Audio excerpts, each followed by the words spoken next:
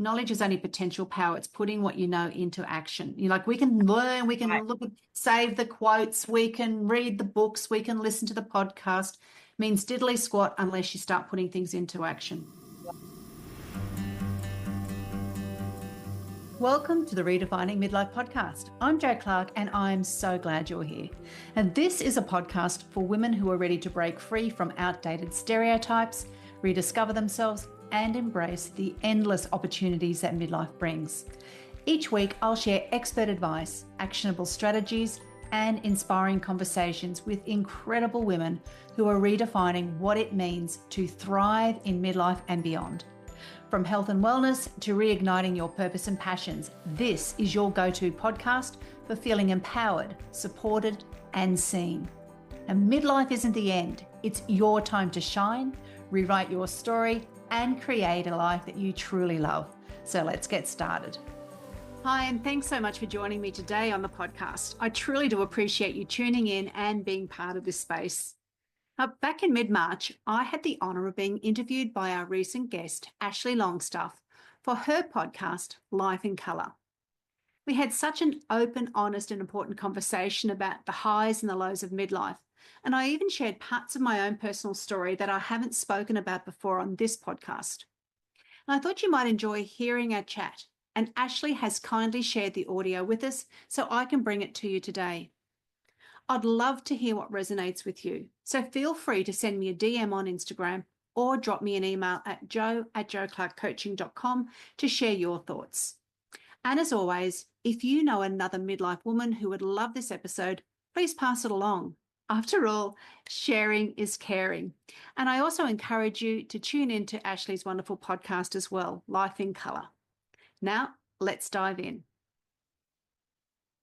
So welcome, Jo, to the Life in Colour podcast. Thanks so much for having me, Ashley. I'm looking forward to our conversation today. Me too. Now, you and I have spoken off camera quite a bit actually recently, and where I would love to start actually is where you and I were talking and stopped. So I'd love to know about your background, how you ended up in teaching, because obviously you were a teacher for over 30 years. And then we will then move into where you are now. But I'd just love to get an idea of where you started out. And you just told me that you actually were on the land, because Jo lives in my favourite place in Australia, which happens to be Noosa. It's our lifelong dream to end up there. And I assumed that she had always been there, but she just told me that she actually had a life on, did you say 60,000 acre property? Yeah. Yeah. So let's start there. And that was one of them. Yeah, okay. We might have to do a little bit of rewind because that was partway through. Because being the age I am now, I'm now 57. Yeah, you seem to, and you get a bit of a fright when you go, oh, I'm 57. But yeah, there's a fair bit of life that's happened before I hit there. But teaching, that was something I always wanted to do. I think from about the age of 8, it was something I loved learning and I loved sharing that. So for me, it was a really natural progression. In fact, I didn't even think of, I wanted to be a magician at about the age of 4, but Brilliant.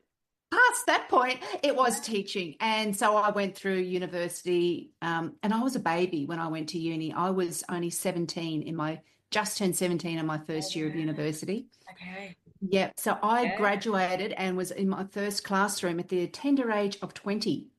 Wow. I know, a baby teaching baby. Yeah.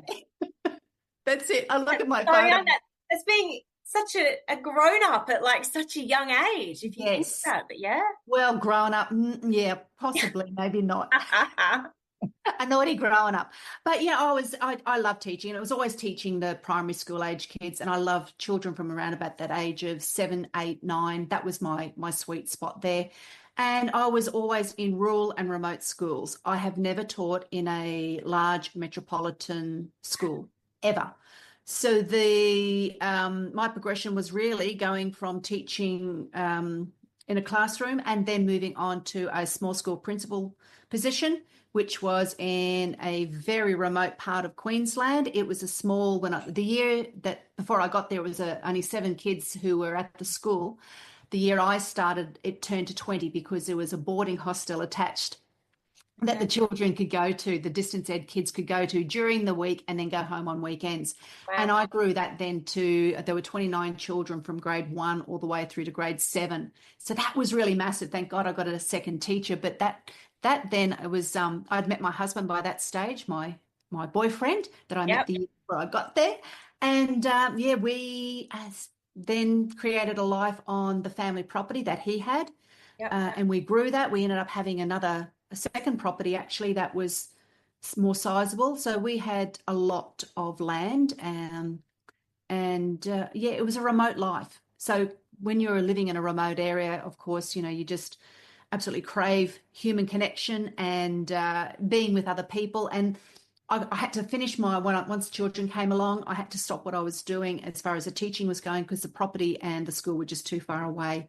So the children were on distance ed for quite some time. But again, I had to do something with my brain because, as I said, I Yeah. love learning. I need to do something. And, it was the middle of the drought. We also had to have a bit more of an income stream. So, yeah, I ended up doing a little bit more study and I was able to teach teacher aides. Yep. So through the TAFE system, not the state education system. So teaching teacher aides, back to work schemes. And it was a lovely little mix, and the children then were on to distance ed. But as I said, it's the life on the land is fabulous. It's there are so many benefits. I could talk on the benefits all day, but there's also the difficulties that come from it. It's very isolating, and we were on an isolated property. We had no young neighbours around us, and the young people were leaving with families. I'd travel 2 hours to a play group that you'd be there for 2 hours with the kids, and my kids loved exploring. So, they were up the trees and over the fences and didn't get to speak to anyone, bundled them back in, 2 hours back home.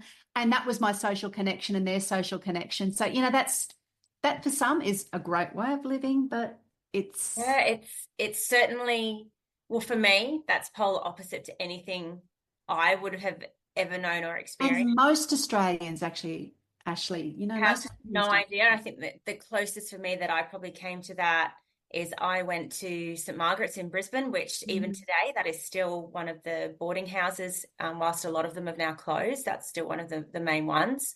And so I got to meet a lot of girls who were on the land and their families were on properties and in the most remote, like you, the most remote places. And it's been really interesting to see how many have gone back to the land after coming into the city and doing school and doing uni and then going back, and then those who have transitioned to actually, I'm gonna stay in the city. So then how did you end up in Noosa? We had, once the children, because I taught my daughter on distance ed for 3 years, and my son prep year, the introductory.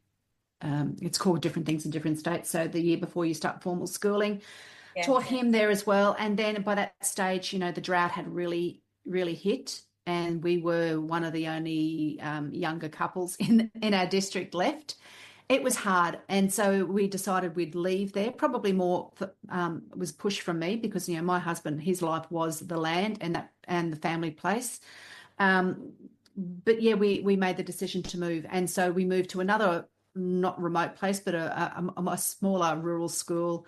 We still had 300 acres there. The kids could go to school, but it was one of those things that only went to grade 10, really wasn't a very academic school. And our kids were both very academic, and my daughter very good culturally with music and singing and the arts, and my son was very sporty. So, it couldn't offer them what a bigger school could. So it did end up going to boarding school for their high school years. And so once my son Angus was grade 10, my husband and I decided we don't really love where we're living.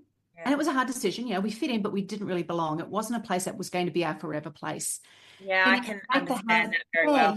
Yeah, it's a feeling that you get, that you really feel. And when you're in a smaller community as well, that becomes magnified. Exemplified, yeah. Yeah. So we always loved the coast. We had a honeymoon at Noosa. We had holidays in and around the Sunshine Coast area for years when we had with young children. And so we decided that's where we were going to retire. And then we thought, well, let's do it now. let's not waste some really key years that we've got of our lives left, and we can enjoy it. Yeah, not turn up when we're sort of old crotchety things and can't make them can't make the most of it. So we did, and that was a huge decision. It was a big brave decision to again pack up and go after 12 years where we had lived at this one particular place and then moved. And plus, I'd been teaching and teaching and teaching and in the same school for 12 years, and that gets stale. Yeah, to be honest, in a small school, you need to move on for yourself professionally. And so we moved. We moved into the Noosa hinterland area. So we're on 34 acres here, and it's just the most glorious part of the world. And we are loving life and making the most of it. That is truly wonderful, and how it should be. I think, I've had experiences in my life where it is that split second of life changes in an instant. And I think when you have experienced that, you have a totally different perspective. And you've got to take those risks, and I think take those opportunities and be like, you know what, let's give it a go. And if it doesn't work out, it doesn't work out. But at least you have tried it, and getting the most out of life, as you say, because you never know what's going to happen. So you absolutely don't. And that's the thing. And for us, it was we decided to once our children had finished school. It was the empty nest. They'd gone to boarding school, and that's kind of the kids are on borrowed time anyway. And when they go to boarding school, that's even more so. Yes. But we also knew our kids would love visiting us here more than where we were anyway. Yeah. Yeah. And that's another reason. And people on holidays. Who wouldn't want to go to Noosa? We've always got visitors. It's bloody brilliant. So yeah, it's one of those things where we would have regretted staying where we were if we hadn't made the move. Yeah. Then, I suppose back to my teaching, I had another year and a half there before I gave up. And teaching it's an all-in profession. And if anyone who's listening is a teacher, and everyone knows a teacher, obviously, it's a big job. And it was such a different profession to when I started all of those decades ago. But it truly was. It's like I saw the change happen incrementally, and it wasn't what I enjoyed anymore. It didn't align to how I believe children best learn, how I should be teaching. And it became almost like a teaching for dummies and data points and data collection. And that's just not how I believe it should be. And it all happened at a time of COVID. It happened at a time of another huge amount of big life transitions happening. And I received 2 emails the day prior to going back from holiday, and they were the straw that broke the camel's back. Okay. And I went, no more, no more. No, can't do it, won't do it. Yes. And I think it's really interesting that obviously COVID was such a challenging time for so many different reasons. But I think for a lot of people also, there was a lot of clarity that came out of it, and silver linings that came out of it, of like, you know what, do I really want to be doing this, or do I want to be doing something else? Or so many different circumstances. But I think it gave people the reason and the opportunity to go, I'm not doing that anymore. That's so right, Ashley. So right. Yep. Yeah. It's a bizarre time, isn't it, when you think back to COVID? I was just saying to my kids this morning, we were driving to school and to do drop off. Actually, I should say my daughter was driving me to school. Oh, isn't that a fun time? Yeah, she's really good, actually. Yeah. We've gotten in the groove, but excellent. Yeah, no, we're not too bad. I've just got another 2 to go after that. So I think by the end of the 3rd one, I added up how many hours we'd be doing, and it's crazy. Way too many. Yes. I think it's like 360 I'll be doing over the hours I'm doing. But so how did you then transition into what you're doing now? So obviously you were teaching. Did you have that kind of light bulb moment of where you were like, this is where I want to head into? Or did you sit in it for a while to wait and it came to you what you wanted to do? It came in dribs and drabs. And teaching is such a female-oriented profession. Yes. There are a lot of teachers, and there are a lot of teachers who are very, unhappy with their lot in life, or just it's their lot in life, and how do I wade through it? So you've got almost 2 camps there.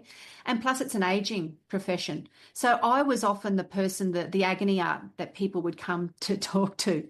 And it was, and I'd help them work through different things. And of course I was going through a lot of stuff. So I had quite a few different life experiences. So I came through with a different point of view and would ask the questions that they may not hear normally or ask themselves or have somebody else ask them. So I had that. I was always a mentor within my job, mentoring young teachers, mentoring other staff, mentoring, parents. So I had that role. And as a teacher, you've got so many skills. Like you've got the professional studies behind you as well as the ongoing professional development, but you've also got those on-the-job skills that happen throughout. So for me, it was just a natural progression. And I knew when I was going through tough things, and I went through a bit of a spiral, hit rock bottom and had that lying on the bathroom floor type moment. What do you do to get yourself out of it? And how do you move on? How do you decide what you want to do? How do you decide, all right, I'm leaving teaching. What the hell am I going to do? How can I use my skills? How can I help others? And again, because I suppose teaching is always a way of helping others and helping people, get that light bulb on. Yeah. And I loved what I was doing as far as how I was starting to heal myself and learning so much and talking to people and doing different courses and found that, there's an easier path or there's a hard way. I'd like to show people the easier path rather than wasting all that time spiraling, and spinning around and not knowing where you're going. It can be much easier. And really, we need to prioritize ourselves because the biggest lesson, part of all of this was aging parents and watching my mum becoming more frail and helping her during that horrible time in between, the length of time it takes for some people to die. And you go, that's not going to be my future. What am I going to do to make it different? Like my mum to this day is still my biggest teacher. She's she's teaching me there is a different way. And so that's the path that I chose, and that's why I'm doing what I'm doing now. Amazing. I think, and like you say, having those, I think sometimes you have to go through those rock bottom moments in order to rebuild yourself. It's like the phoenix. You have to in order to do it. But I think you're really courageous and brave though, because I know that there are a lot of people who would have just stayed in teaching because that was the easy option, rather than going, you know what, there's something better out there for me that I want to be doing instead.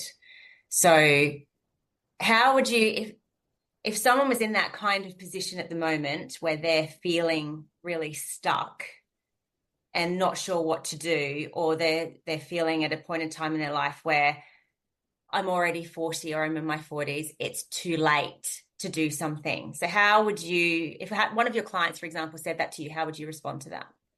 Oh, well, first, it'd be, you feel like shaking people on the shoulders by saying, your second life is just about to begin, the second half of your life. You've lived the first half of your life, and usually it's on everybody else's terms. Like if you think back, and most people can think about what they were doing in their late teens and the progression of where they were going to be in their 20s, 30s, 40s. It was almost planned out. You either went to uni, you went to a TAFE, you got into a job. Bang, that was it. So you were stuck on that path. Then you may have met a partner, may or may not have. Then you may or may not have had children. And once you have children, you've got that path. And so you are stuck, and then you've got the mortgage, or then you've got, there's so many different things that happen that you are stuck on a trajectory that you don't even think about getting off because it's just not going to be possible. No. But then you suddenly get to a point in time where there's that little bit of space that happens, or something might trigger. It could be a health crisis, or it could be someone close to you going through something difficult, or it could be losing a parent, where all of a sudden you're kind of jolted and you go, hell, am I happy where I am? Yeah. And for lots of people, the answer is probably no. But yeah, there's that whole then feeling of almost like an existential crisis. But middle essence, that's what I like to call it, middle essence, and that's what people are calling it. It's between 40 to 65. And that's a big chunk. Yeah, there's a big chunk of your life. In fact, some sociologists even say 35 to 75. It's even larger.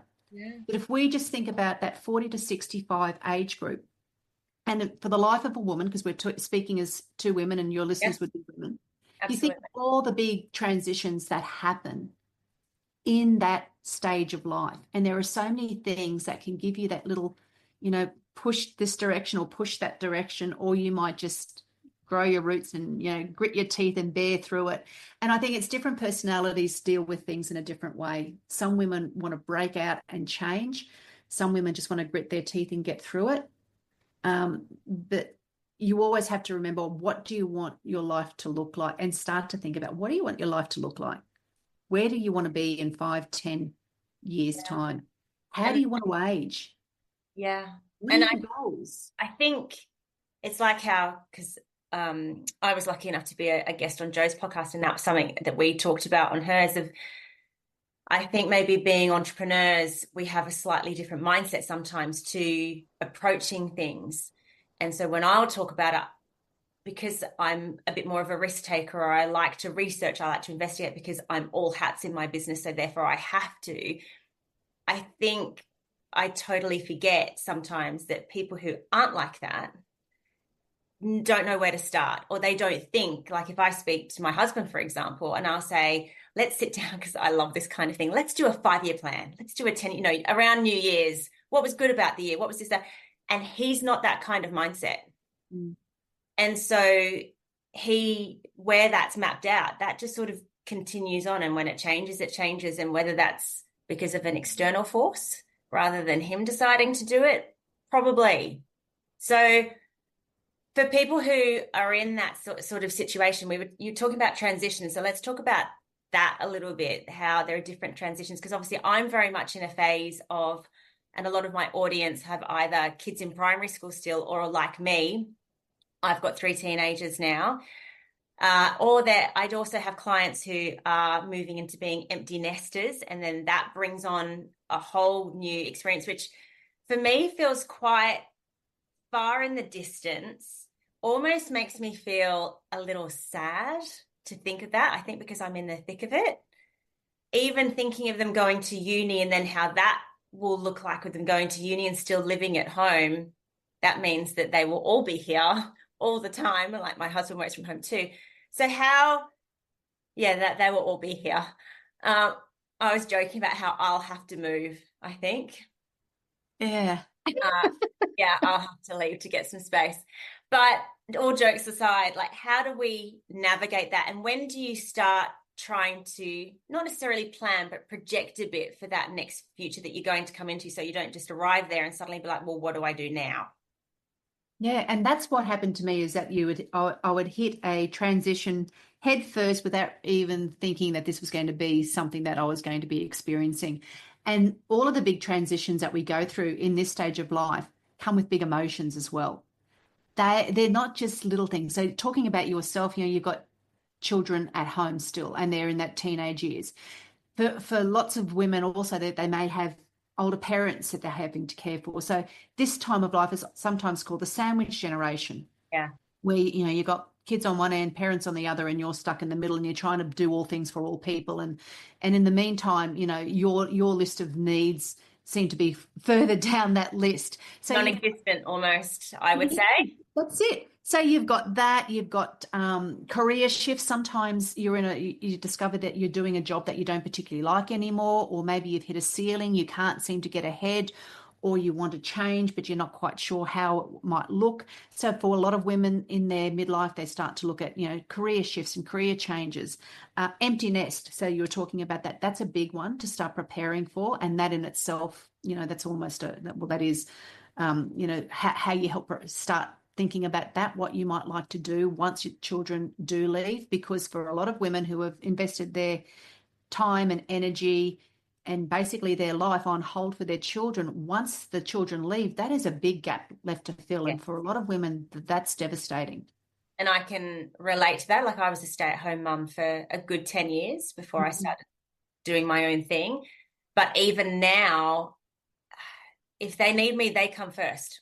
Yeah. It's as simple as that. I'm very much that. And, we're a family that, we're just one of those families that, we have a hospital up the road, and we're there more often than we really should be with various bits and pieces. So I'm very much that hands-on, in there with them in the thick of it. And I think a lot of women are the same.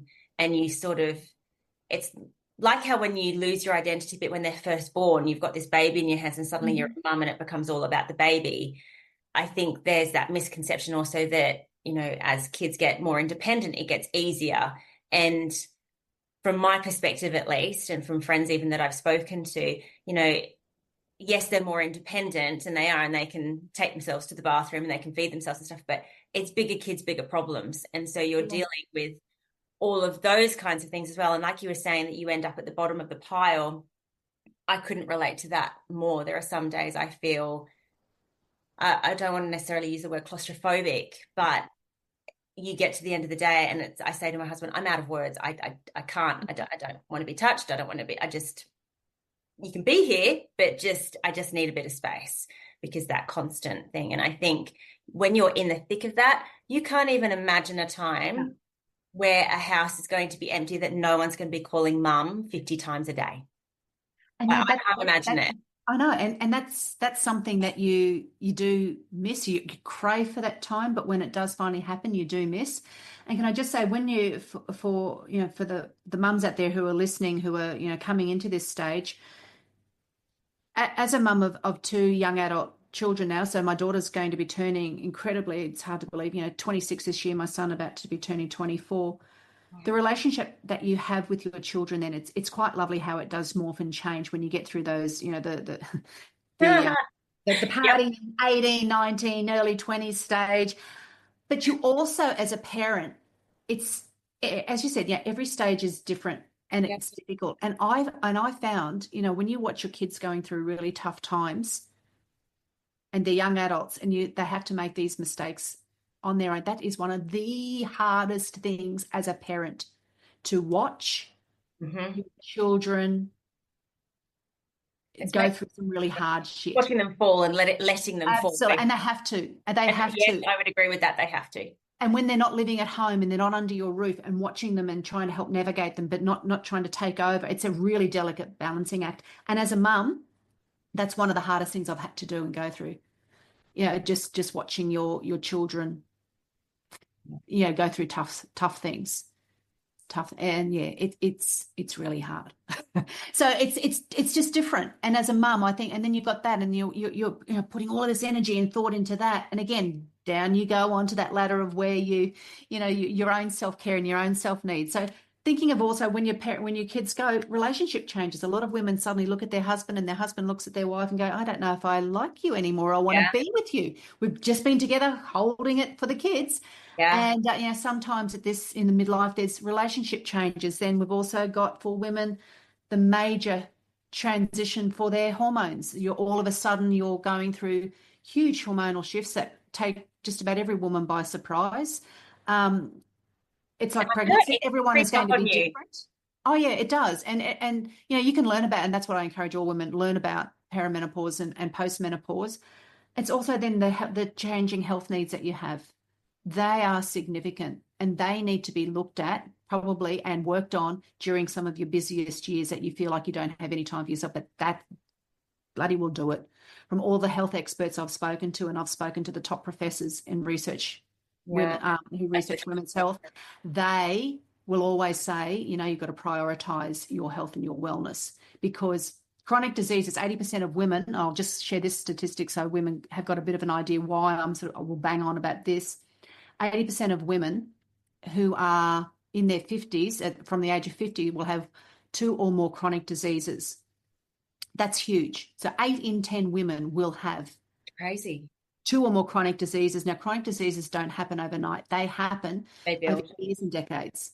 So what you do in your 30s and your 40s, you might think, oh, I'll worry about that when I get older. Start thinking about it now. And the good news is that 80% of those chronic diseases, they can be managed by lifestyle changes. So we can, turn the genes on, off, and turn the volume button up a little bit more, or down, hopefully down. So I think we've got to take 100% responsibility. If you are low on your list of priorities, you've got to think about what you can do, and it might be a small little shift that you make. Think about what boundaries you set. Maybe you've got to review your boundaries. Yeah. Women are givers. Yeah. And give, but and it is small things like so I had, and my listeners mostly know this, that after my hysterectomy I had pelvic floor issues where it basically, and I haven't really ever gone into details, it seized completely. And so the impact of that on my bowel, my digestive system, literally being able to walk up a hill all of these different kinds of things. You know, people think pelvic floor and you think that, you know, jumping on a trampoline after having kids. And no, there is a lot more that goes to it. And so I've done a lot of learning on that. And it took a long time to find something to help me. And I finally did. And it was a program that I do for you can go from 20 minutes one week to 35 minutes the next. And I call it my pelvic floor Pilates. And I said to myself, this time in the morning, like from either 6 or 6:30, that's for me. And I have made that non-negotiable. And the kids know that I'm doing that exercise. And in order for me to stay healthy and fit, even if it, you know, gives me a little flare or I'm uncomfortable afterwards, I have to do it. And even my husband's like, no, she's doing her exercises. She'll talk to you in a minute. Brilliant. And I think once you put those boundaries in place and you make them quite firm, you know, they might push against it for a while, but then eventually they get the message. And I think you saying that about boundaries, even me listening to it now, I can see some other areas of my life that I need to put those in with them and go, yeah, you can have my time, but not then. And it might be baby steps. It might be something that, you work on, what you spoke about then, and then now everyone's comfortable with that new boundary. Right, this is what else I'm going to be doing. Yeah. I'm going to be going every Saturday morning. I'm having my time. You know, whatever it is for you. And every woman's going to be different, but it might be if 15 minutes, getting up 15 minutes earlier and having some time to yourself. You know, there's little things that you can do. But also if we go back to transitions again, because I haven't I'd love to keep talking about that. Now, keep in mind too, during this time for many women, you're going to be losing your parents at some stage. They're going to get older. They're going to get more frail. They may be becoming unwell. That's a big one. That was harm. I have been with 4 of my family members help transition. And that's huge to be part of the caring and being there with designing. And you know, it's a lot of trauma, it's a lot of sadness. And when you finally lose both parents, like I have, it's, you know, you're an orphan now. You've got a different relationship together in your family because suddenly the matriarch and the patriarch, they're gone. So you know, it changes that as well. So there's lots of big transition. It sounds bloody doom and gloom, but you need to be aware of what's coming up because it's life. Bloody life will throw things at you when you least expect it. And sometimes absolutely avalanche, other times it might be, you know, just something thrown at you from time to time. And when you're spinning lots of plates and you're doing lots of things and you're not looking after yourself, it will hit you harder, I should say. But in saying all of that, this stage of life is effing fantastic in that you have got lots of life experiences. By this stage, you know what you like, what you don't like. You're becoming more confident to say those things. And you have got the second half of your life that you can start to plan for and look forward to, knowing that a lot of the busyness and the other things that you've had to deal with you've gone through those stages. They're, you know, or going through it, you're coming towards the end. So it is a perfect opportunity to start to think about how might my life going forward look. And when you're in the thick of it, you don't start to think. It's hard to think about it. It's hard to get your head around. It didn't even cross my mind until you posted a story, was it about a week or 2 ago? And you said something to do with thinking further ahead to the next stage. And I did, and I sent you a message saying, haven't even given it a second thought.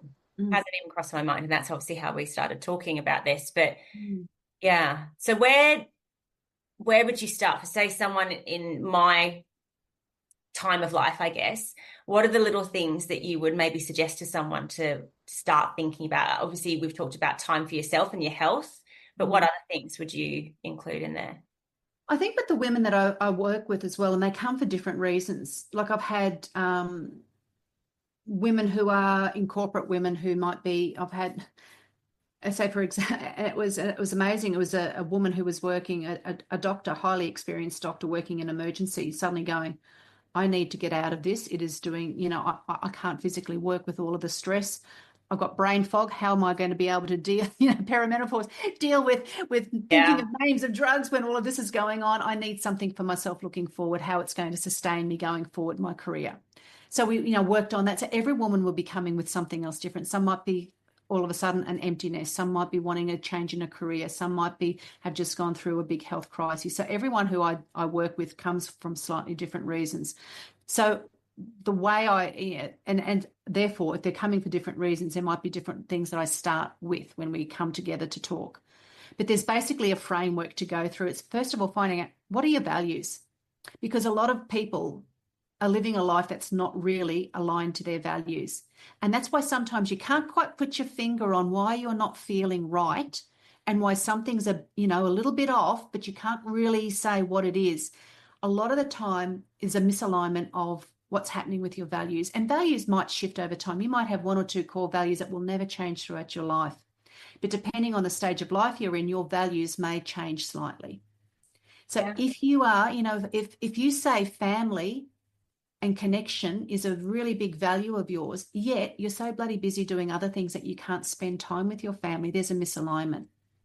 If you say freedom is a value of yours, yet you're living a life where you have very little freedom for yourself, then there's a misalignment. So really starting to think about, well, what your values are. And a lot of people don't know their values until you actually do that work and start to study them. Yeah. How do they look in your life now? How would you like it to look going forward? How could it be? And then it's taking that whole 100% responsibility for your life. We are the collection of all of the decisions that we've ever made. Absolutely. We can blame everybody else. We can complain about what things are, we can make excuses, but ultimately you've got to take responsibility. And that will look different for every single person. And that will change over time and the life stage that you're in. But it's taking that, all right, if I'm not really happy with it, well, what the hell am I going to do about it? What's some of the small things that we can do? And again, we mentioned health. If you are not feeling your best, and we can talk about all of these things till the cows come home, you have got to start focusing on your health and your wellness. Get some, really take a good hard look at yourself and find out where you are physically. So start to get your various health checks done. Measure things so we can monitor what we measure. So know what you're like with regards to your thyroid, your iron levels, just basic stuff. And if things are a bit out of alignment there, that could be part of the clue of why you're feeling a bit like you are as well. Yeah. So there's lots of different things to think about. It's not a one size fits all. We're all so different. And so, it sounds like this is the recipe, bang, go ahead. But there is kind of like you come up with your own recipes. Here's a framework to work through. Yeah. And it makes complete sense because everyone's so different. What I want is different to what you want, which is different to what my neighbor wants. Yeah. And you can all be, you can get a whole group of women, at relatively the same age or the same season. My youngest started high school. If you think of all of those women, the mums who turned up for that morning tea, there's not going to be two alike, similar in some ways, but everyone's different. And that's what I find with the women that I have, say, even on the podcast, talking to about their life experience, the women that I mentor, the women that I come across in workshops that I present at, that everyone's got something everyone's completely different. And if you think about the lives that we've led, I mean, by the time you get to your 40s, 50s and 60s, you've lived through some stuff. You've got very different experiences. And there are similarities, but there are differences that you need to respect and to honor as well. Yeah. Yeah. Yeah. I think it's fascinating. I really do. Oh, it is. It is. I love it. And I wrote down this quote to share with your audience as well. And it's one that I often use, well, not often use, I always use when I'm doing mentoring and workshops. It's the number one regret of the dying. And it was by an author, Bronnie Ware. And Bronnie Ware was a palliative care nurse. And it was my mother's regret. And that's what I lived with for a number of years, hearing her being so regretful about this thing. And it's probably become the framework for me. So the regret is, I wish I'd had the courage to live a life true to myself and not the lives others expected of me. It's a really powerful quote because I think we often do, and again, as women, we're probably more guilty of this, is that we live a life trying to please people, do the right thing, and then we get to the end of our life and you go, fuck, Yeah. Pardon me. Sorry for swearing. Oh, no, that's fine. No, we're all good. We've got to the end of this life and I haven't done a lot of the things that I ever wanted to Yeah. do. You know, Yeah. and I think at this stage, this is a beautiful time of a woman's life to really take stock of that. No matter where you are or how busy you are at this point in time, just take stock of yourself and just carve out and start to think about, what you might like to do. Yeah. And like you said, I don't think it always has to be like big, massive No. decisions. It can be small ones. And I think I shared with you privately, I did get asked by one of my children the other day, would you want to go back to your 30s? And I was like, no, no. Mm.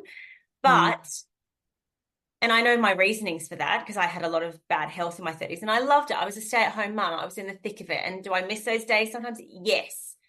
But, turning 40, I'm 43 now. I feel really settled into my 40s. And some of the things that I've done, probably even just in the last year, 18 months, is because I'm probably a people pleaser, have been my entire life, is saying no to things and how powerful that word can be. Mm. And I heard it on a podcast by Rachel Hollis, and she said, if it's not a hell yes, then it's a no. Yeah. And I keep that in my head. And sometimes it might be not that I don't want to do something. It's just, no, I can't meet you for coffee today. I can meet you on this day instead because I've already got something on that day. And I think I even heard something this morning that's really interesting. And it was all about what's your favorite choice of self-sabotage? And I was like, oh, which it really got me thinking. It was on my drive home. And we all do. And I was thinking about it, and I was like, mine is boxing myself in, planning too many things, boxing myself in, because then I've got the excuse of like, oh, well, I've been so busy, I didn't have time to do that. Mm-hmm. I didn't get to that. Or, yeah. So, and I think maybe a lot of women at this age are doing those kinds of things because it takes a lot of courage, I think, to be like, you know what, I'm not actually happy where I'm at. And I need the bravery and the courage to make that change. And it can be as simple as starting with, no, I've committed to doing this today, so I can't meet you, or no to the kids. No, mum will be with you in an hour. I need my time for this.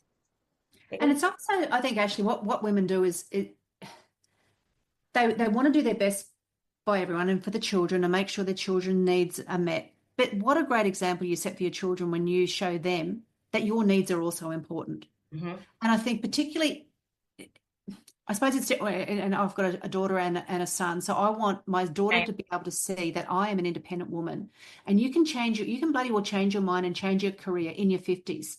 Absolutely. You can do, I whatever was told when I was at school, girls can do everything. Yeah, they bloody well can, but I was sold the wrong message. We can do everything, but not all at once. And I think sometimes women have grown up with that we've got to have this, we've got to have that and have everything. And it can happen all at once, and it's not. You get depleted. You will burn out. That is so true. And I'm still of the generation as well and not from my mum, but from just the general public, I guess, and the media.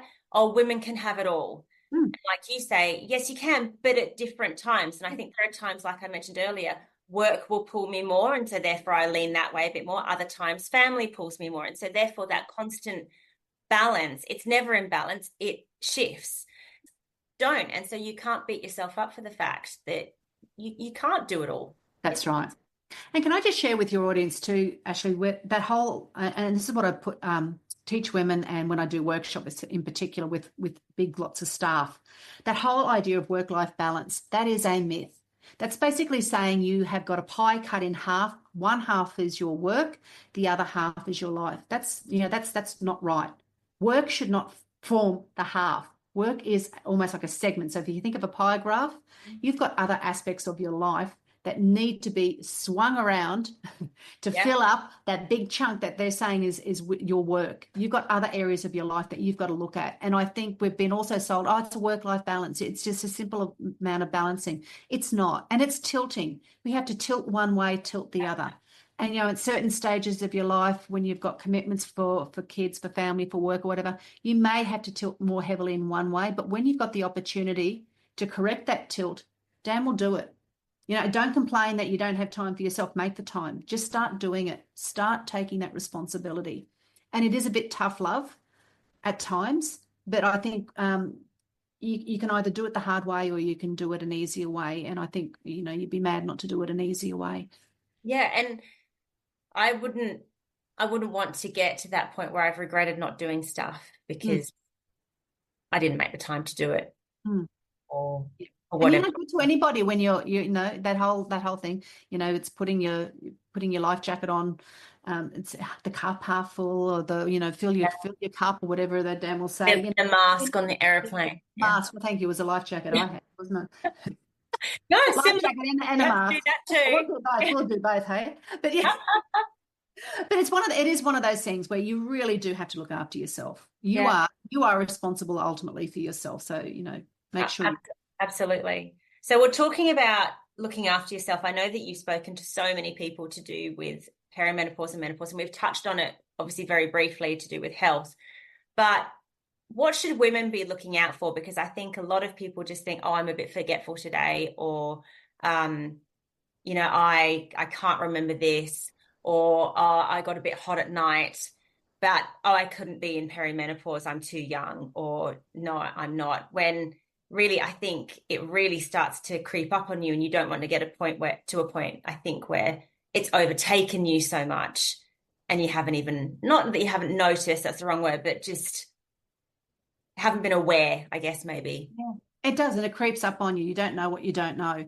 Yeah. And now, like, even when and I'll just let the listeners know, it looks different for everybody. So for some women, they might be in, and I've interviewed plenty of women who have gone into menopause in their early to mid 40s. So that means that they've been in peri for a little bit, for quite a number of years. I'm 57 and I'm still getting my periods. Yeah. So I'm at the other end. So Yeah. it can look so different. It's kind of like when you look at it's puberty in reverse. Yeah. So some girls sailed through puberty. They were fine. They didn't get the pimples. They looked great. Everything. They never got the cramps. They never got the greasy hair. They perked their way through puberty. Good for them. Yes. But the majority of us didn't. It didn't look quite like that. And for some girls, they really suffered. And you, sadly, you shared your story of endometriosis. Yes. So you have had an issue for a long time. Some women have got that. And same when we go through the peri symptoms or menopausal symptoms. So around about 80% of women will have some form of symptoms. 20% will sail through and they'll wonder what everyone else is going on about. So forgetting that, and again, good luck. I'm happy for you. Absolutely happy for them. We'll talk to the 80%, the vast majority. Yeah. And so out of that 80%, you've got the breakup of the people who will have severe symptoms, and then people will have moderate to mild symptoms.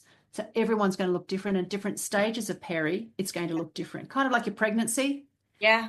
Big hormonal shifts. So, first trimester will look different to your second, to your third, and then postpartum.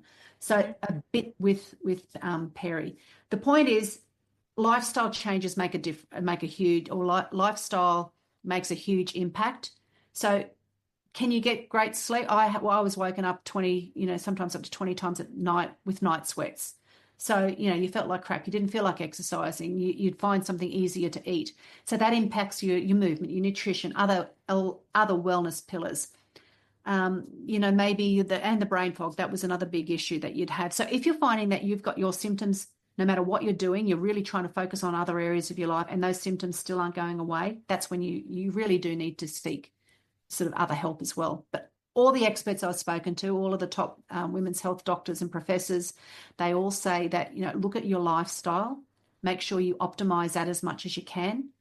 Yeah. Prioritize movement, prioritize eating well, prioritize your sleep when you can. Manage your stress. That is a huge one. And of course, we discussed all of the stressful things that happen in this stage of life. So that's you've got to find what is going to work for you, what's going to be in your toolkit. And then for me, I tried to do all of that and I was still getting symptoms. And again, I had to learn more about it because when I started, and I've had symptoms for over 10 years. Like I've been going on this journey for a long time. There was very little information 10 years ago. Now it's finding what is the real information from the crap information that you're going to get. That's an issue we could talk about. But it's one of those things where I sought getting hormonal therapy. So for me, that's been changed my life. Yeah. For other women, that may not be the path that they need to take. it is not a one size fits all. So I really don't like it when everyone says, go on hormone therapy. And the researchers say the same thing. That's not going to be the answer for everyone. It may be the answer for you, but there could be something else to see. So see your health professional, know your numbers, prioritize your health. And if hormone therapy is the way to go for you and will improve your symptoms, then do it. It may change your life, but again, it might be like finding the right pill for you. It might take a bit of it may not be the first patch or the first rub of the gel and your symptoms are gone. And for me, that certainly wasn't the case. I've been on a couple of different ones, and some cause the most horrendous side effects, and others, what I'm on now it seems to be working. So it's taken me a while to play around with it. Yeah, and like you say, it's like the pill. I also had the Mirena for a really long time. So, I had side effects from that I didn't even know were coming from that. So it's like anything, it's monitoring and keeping a record of what's going on.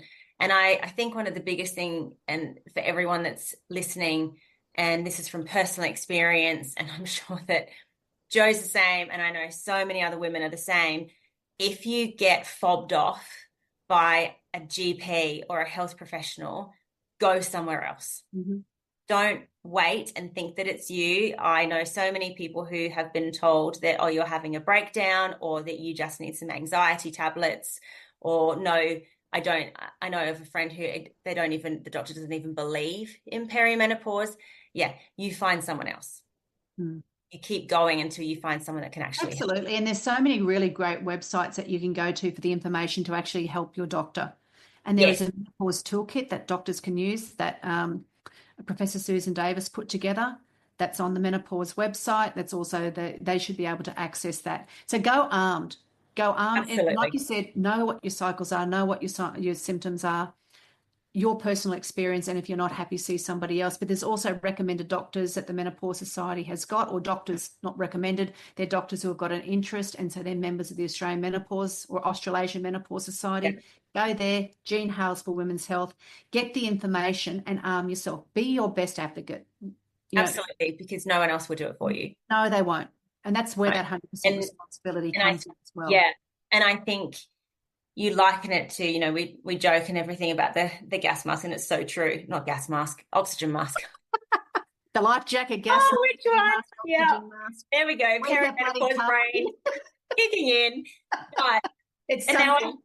And you know what? And I think now I've forgotten what I was going to say. Yeah, I love it. See, there you go. So there it is in action. There it is in action. No judgment here, my friend. No judgment. No, it happens to me a lot. The brain fog and the forgetfulness. Oh, drives you nuts. I think I forgot the word carrot the other day. And when you get to that point, I said to my husband, I think it's time maybe I book in and see someone. Because I shouldn't be forgetting the word carrot. So I saw a great show the other day, and she couldn't remember the word toe, so she said it was a foot finger. Yeah, and you can identify with I get it. I totally get it. Yeah, no, it's certainly an interesting journey, and obviously, it affects the whole house, and there can be times when, especially when you have, I think, teenagers, especially when they have their hormones going, you have yours going. You've then got your poor husband or partner as well. And it's just, you can start to think that maybe you're at the cause of it, or it's you, because you're either teary, or, someone might have said mum's in a bit of a mood today for whatever reason. And I think sometimes it's taking yourself out of that and going, okay, well, am I feeling a bit different? Am I reacting to things maybe a bit differently to how I used to? For me anyway, not taking stuff so personally, to see, okay, are there some symptoms here that maybe I'm not recognizing, but they are, or is this just teenage crap that I'm having to deal with, which is just normal, basically. Yeah. There are so many symptoms, and they're finding more and more and researching more and more now, but the research in women's health is I found one the other day. A drop in the really ocean. Itchy ears. Yeah. Oh, that's a huge one. Inside my ears is and that's been years. it's the inside my ears a bit itchy. I just thought it was me, like my shampoo or something. And then I read it the other day and I called my best friend and I said, I have itchy ears. And she's like, I do too. Mm. And we're both like, and I said, that apparently is a symptom. Like, bizarre symptoms, because we've got estrogen receptors all over our body, all the major, all of the major systems in our body as well. So if our cells have got it, and you're sensitive to a decline in those hormones, then symptoms are going to show up. And I think for people like me with endometriosis, and we normally run pretty estrogen high, you start, or I know that I've told myself, oh, well, I can't be experiencing that because of low estrogen because I've still got my endo growing. Yeah. And you start to tell yourself these weird things. So yeah, there's obviously a lot to unpack when it comes to hormones, but I think the biggest thing for everyone out there is knowing that you are not alone, and that there are wonderful people out there like Joe who are there to help you through all of these stages in life. And I think knowing that you're not alone, if you don't want to necessarily, or if you don't have the support at home from family, or you don't have friends that you feel you can talk to about this, having someone that can help you navigate it and who's been going through it herself and understanding it and is in your corner, that changes everything. It does. Yeah, that changes everything. So Joe, where can people find you? And just tell us a little bit about your programs if someone's wanting to obviously learn a bit more about you and the exact things that you do and how they can find you and how you can help them. Yep, sure. Okay. Instagram is probably my favored social platform. So at Joe Clark Coaching, I'm on Instagram, LinkedIn as well at Joe Clark Coaching, and my podcast is called Redefining Midlife. And so that's got over 120 episodes now, where I've interviewed incredible everyday women, health and wellness experts, and leaders in women's health research. So that's sort of where you can find me there. My programs. My favorite program that I love doing, because I love mentoring women. I love working with women one-on-one. So there's different mentoring packages, but I've put together what I've called my Reimagine package, which is just a 6-week mentoring program where I work one-on-one with you, and it provides you with a framework. So it's all research-based, evidence-based, and everyone's will look different, but you come out with basically like a roadmap of where you would like your future, or how you would like your future to look. So to give you some of that clarity, clear direction, confidence moving forward. So when you're swimming through all that custard, by the time you get through to the end of the program, the women that I work with come from all walks of life, various ages and stages within the midlife range, and they just come out completely different women who are excited for their future, where, the start of the program, they're not sure what's going to happen and how they're not in a good space mentally. Some may not be all that great physically, but by the end of it, they feel confident that they know what their next few steps are going to be, definitely. So that's my very, very favorite thing to work with women. And then I just offer also workshops, online workshops, and going into workplaces now and just providing health and wellness workshops, life direction workshops, and now menopause in the workplace workshops as well, to make places more menopause friendly as well. Yeah, which is really important because super important. Yeah. How many women are in the workforce, and like Yes. you were talking about with the ER doctor and me forgetting a word, like that brain fog, trying to do your job when you can't actually think clearly is exceptional. You can't think clearly, or you're having a hot flush partway through a meeting, or you may be blue collar versus white collar, so different things, different ways to help, depending on the type of job that they've got as well. But really, it's supporting women through that, because if you're not a woman, a woman, and that person will be going through menopause if they're lucky enough to be of that age. We're lucky enough to get to this age, then we will be going through it. I completely agree with that. I think every birthday is a blessing. It is. Let's make the most of it. Yeah, absolutely. Well, it has been amazing talking to you today. I have absolutely loved it. I know that my listeners will have loved it, and sharing your wisdom of how I think a lot of women, including me, you can get quite nervous, anxious at even the thought of this stage of life, and then even thinking of the next stages that we're going to be moving into, or the transitions we spoke about. But if you know, forearmed is forewarned, and have I got that the right way around? Yeah. But I think having that knowledge is power. And so making sure that you're doing the research and go and listen to Joe's podcast. It is absolutely amazing. Like I mentioned earlier, it is ranked in the top 5% globally, which what an achievement, Joe. Like, honestly, congratulations. That's a bit exciting. Yeah. That is such a phenomenal thing. And for anyone out there thinking of a career change, Joe has achieved that in your 50s. Because how long have you had your podcast for now? The podcast itself has been going for just over 2 years. Wow. 2 and a bit years. What an achievement.